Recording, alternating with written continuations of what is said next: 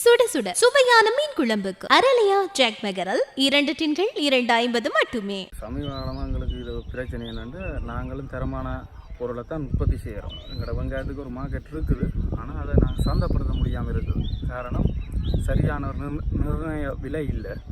விற்பனை செய்கிற விலை வந்து சரியான விலை வீழ்ச்சியாக இருக்குது. மற்றபடி இந்த பயிர் வெங்காயத்தை பொறுத்தவரை தரமான பொருள் தான். ஆனால் யாழ்ப்பாண சந்தையில் வந்து எங்களோட பொருளை விட வெளி மாவட்ட பொருள்கள் வந்து கொஞ்சம் ஆதிக்கம் செலுத்துறதால எங்களால் அதை வந்து சரியான ஒரு எங்களுடைய முறையான லாபத்துக்கு அதை கொடுக்கலாம் இருக்குது.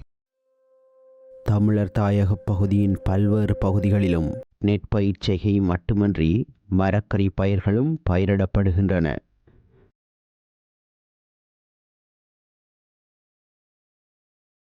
இன்றைய நாட்களில் யாழ்ப்பாணத்தின் பல இடங்களிலும் பயிரிடப்படும் மரக்கறி பயிர்களில் வெங்காய பயிர்ச்செய்கையும் ஒன்றாகும்.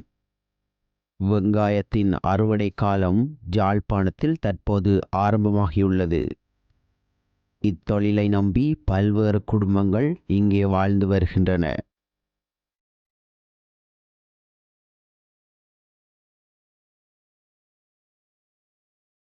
சீரற்ற பருவமாற்ற காலநிலைகளின் கீழ் பயந்தவாறு வறட்சி, நிலத்தடி நீர் மட்டத்தின் குறைவு ஆகிய சவால்களை எதிர்கொண்டு எமது உள்ளூர் விவசாயிகள் இப்பயிர்ச்செய்கையில் ஈடுபட்டு வருகின்றனர். யாழ்ப்பாண சந்தைகளில் உள்ளூர் வெங்காயத்தின் கேள்வியானது மிக குறைந்த அளவிலேயே காணப்படுகின்றது. அசேதன பசலைகள் மருந்துகளில் ஊறி வளரும் ஒரு சில வெளியூர் உற்பத்திகளையே இம்மக்கள் அதிகமாக கொள்வனவு செய்கின்றனர். இதனால் உள்ளூர் உற்பத்தியாளர்களின் உற்பத்திகள் சந்தைகளில் உரிய விலைகளில் ஏற்றுக்கொள்ளப்படுவதில்லை.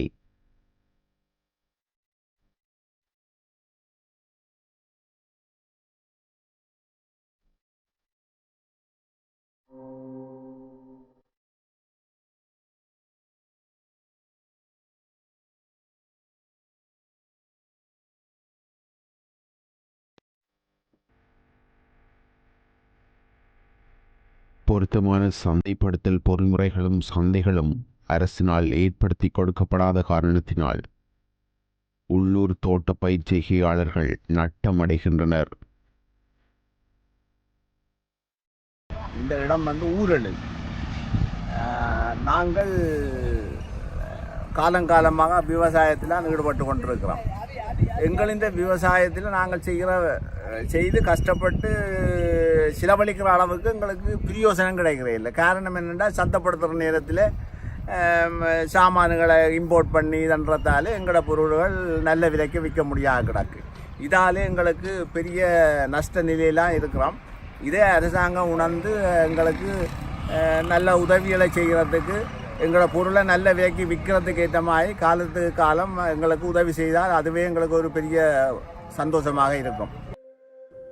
இதனால் அவர்களது குடும்பங்கள் மட்டுமல்லாது குறித்த தோட்ட பயிர்ச்செய்கையாளர்களின் கீழ் தோட்டத்தில் பணிபுரியும் தொழிலாளர்களும் வாழ்க்கை செலவை சமாளிக்க இயலாது வறுமையினால் பாதிப்படைகின்றனர்.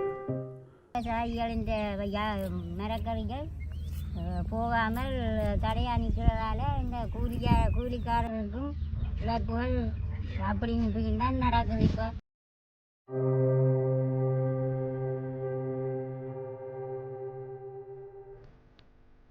உள்ளூர் மரக்கறி நுகர்வோனாக மாறுவோம். நம் விவசாயிகளை கைகொடுத்து தூக்கிவிடுவோம்.